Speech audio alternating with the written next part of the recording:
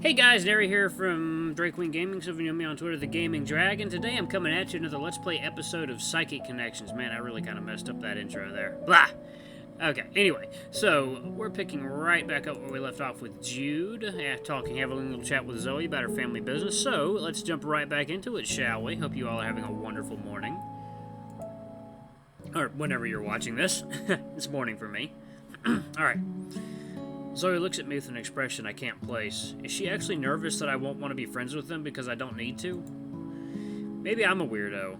Maybe I should be running to the hills because of how this whole group seems to function. At this point, though, I can't see myself walking away. I'm invested, and if just being here is helpful, then I can't see the harm in that. Okay. Oh, okay? Yeah. I mean, it's a weird way to ask me to be friends, but everything you said made sense. It's a bit of a stretch to wrap my head around a secret psychic society, but beyond that, I think I'm good. Nope. You died. Zoe's eyes begin to water, and she pulls me into a tight hug.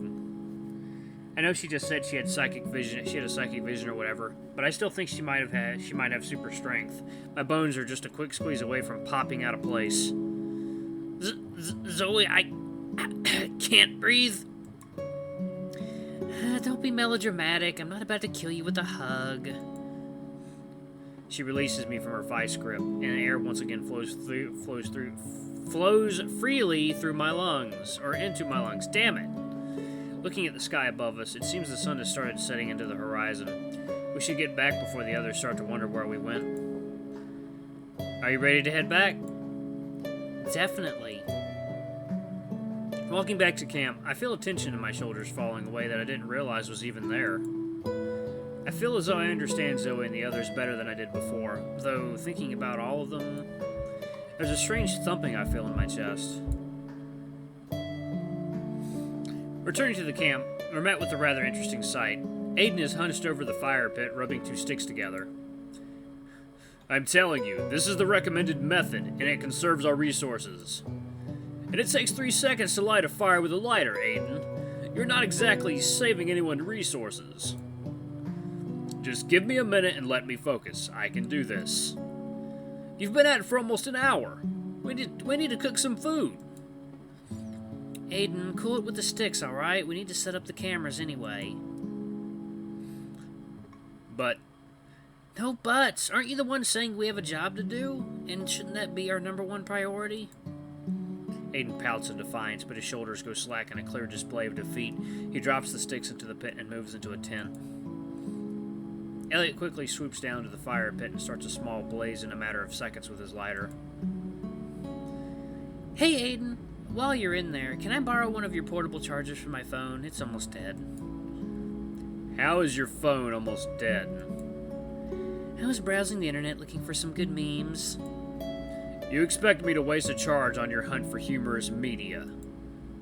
I don't expect it, but I'm hoping for it. I suppose I can turn my phone off while I sleep and lend you one. Just know that I'm not handing out any more. Quinn squeals with joy, kicking his heels into the little stump chair he secured for himself. Aiden exits its tent with a charger, hands it to Quinn, and then moves away from the growing fire to place his cameras. So what's for grub tonight, Elliot? I'm thinking of frying up some sausages. I brought a couple of pans to cook dinner tonight and tomorrow. What are we supposed to eat for breakfast and lunch? I'll be making a lot of sausages tonight, but I also brought breakfast bars for the morning. That doesn't really count as breakfast. I guess it'll have to do, though. I'm not sure why, but I'm actually surprised to return to camp and find them all talking so civilly. With how tense things are with Aiden and Jude, I'd almost expected to return and find them engaged in fisticuffs. Time seems to fly by like this while Zoe and Aiden finish preparing the cameras, and Elliot fires up sausage after sausage for all of us to consume. Seeing everyone like this, bathed in firelight and seemingly enjoying themselves, I feel a light tightness in my chest that I can't explain.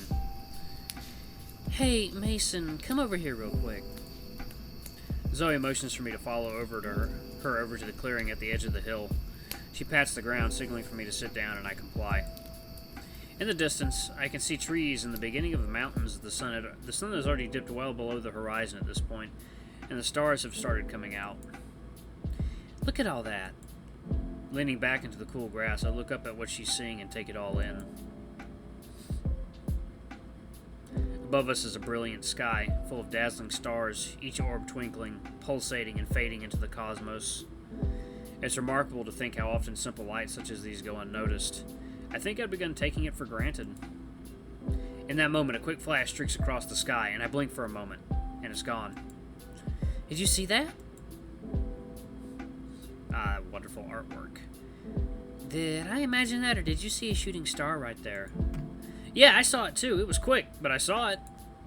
Shit, think of all the moments that pass you by. They're over in an instant. Even this whole trip is going to be a small page in someone's scrapbook when we're old and gray. I just wish we could hold on to those flashes of simplicity for a while longer, you know?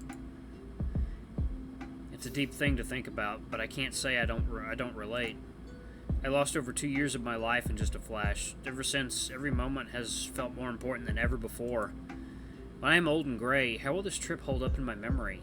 Will I even remember it? After my accident, it felt like anything normal in my life was over, but maybe that isn't true.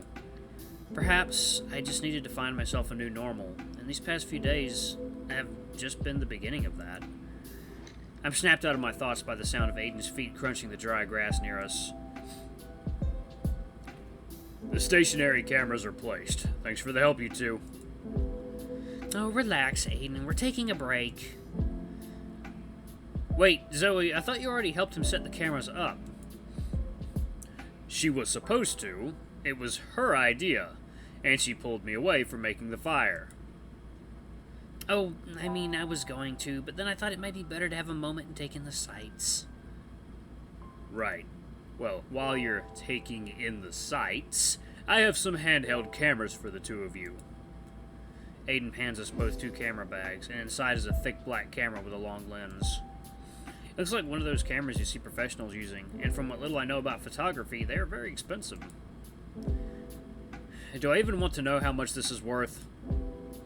You don't. Just try not to think about it while you're using it. Worst case scenario, you break it and spend the rest of your life working for Aiden to replace it. Well, don't say it like that. I'd like to think I'm a rather approachable and merciful boss. Somehow the idea of working under Aiden is less than enticing. I can picture myself wearing a stuffy suit and saying yes sir a lot. And again, I can think of a few steamy novels where saying yes sir isn't that much of a bad thing. Putting fantasies of corporate romance out of my head, I focus the camera lens and point up at the celestial heavens above me. Looking around, I quickly find myself hitting a major obstacle. I'm unable to locate my constellation. Something wrong? You seem frustrated. Oh no, the yawns are back! Well, it's just, I can't seem to find Pavo, the constellation I'd settled on. That would be a given, since you can't see it in the northern hemisphere. What? Then how the hell am I supposed to get a picture of it? I like how excited he looks at this and this part. That's funny. You could always just get a profile of each visible constellation and then make your choice later. That's certainly an option, and before even thinking about it, I start taking pictures of each constellation, though I'm certainly not happy about it.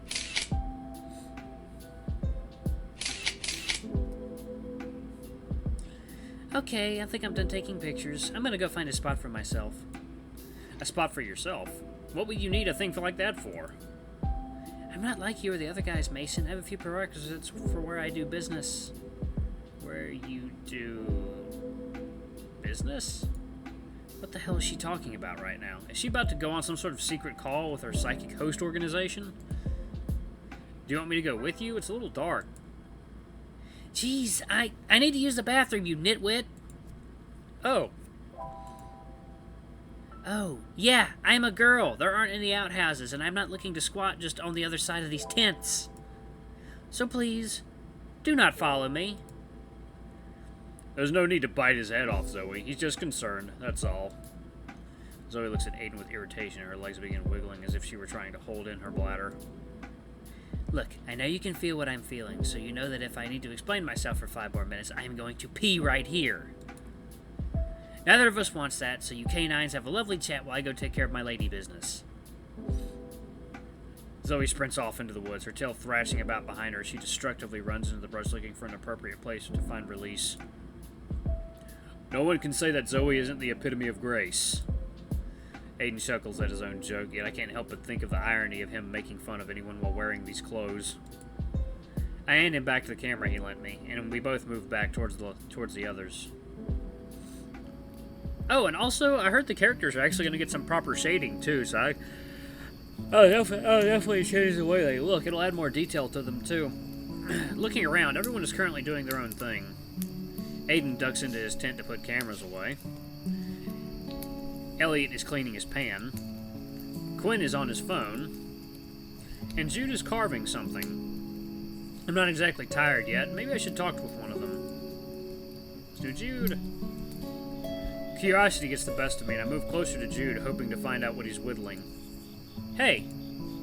Jude briefly looks at me before returning his focus on the wooden canvas in his hands. He turns it back and forth before peeling back another sliver of bark.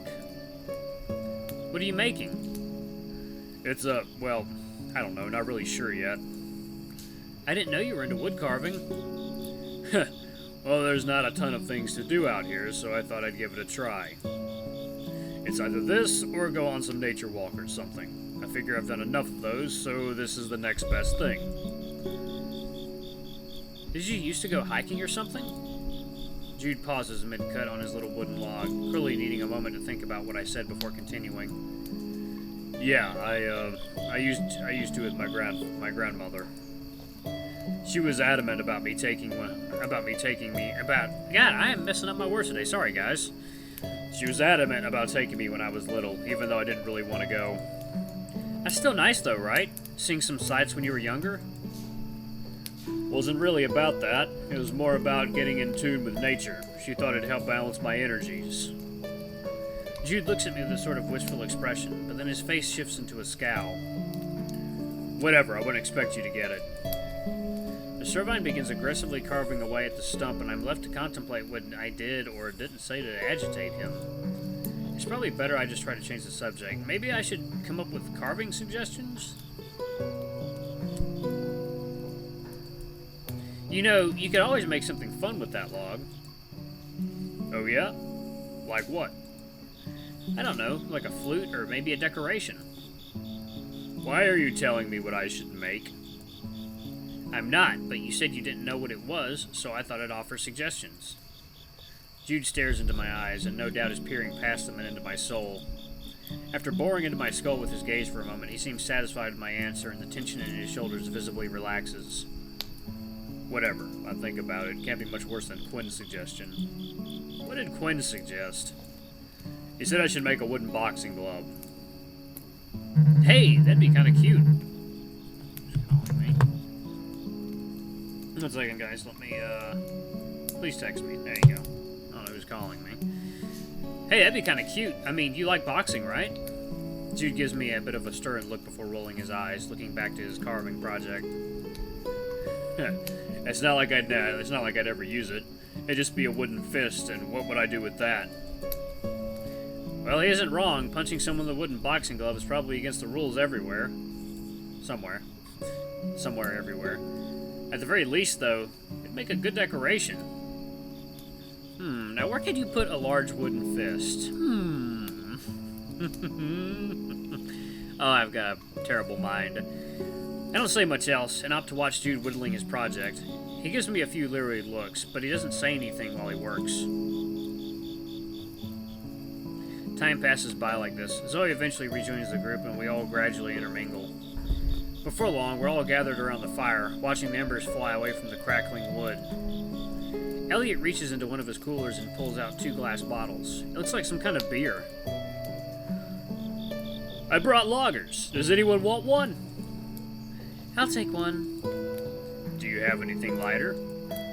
Elliot gives Aiden a look that makes the hair on the back of my neck stand up. Aiden simply gulps and nods, taking a lager from Elliot.